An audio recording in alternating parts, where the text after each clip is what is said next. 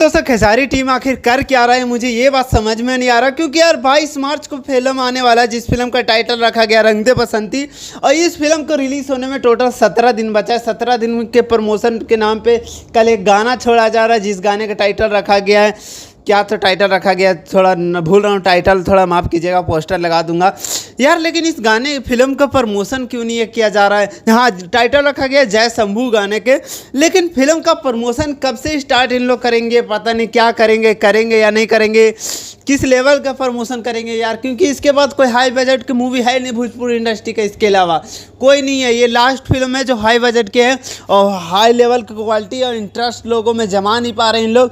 पता नहीं आखिर ऐसे कर क्यों रहे, इंटरेस्ट इन लोग जमा नहीं पा रहे। जैसे हर संघर्ष 2 के हुआ था, हरर गंगे के फिल्म का हुआ था, उस टाइप के इन लोग इंटरेस्ट नहीं बना रहे हैं और पता नहीं क्यों बनाना नहीं चाह रहे हैं या क्या करना चाह रहे हैं, ये बात मुझे समझ में नहीं आ रही है। इन लोग का ये सब चीज़ें प्रमोशन चालू कर देना चाहिए, लेकिन अभी तक प्रमोशन के नाम पे इन लोगों ने कुछ नहीं किया है।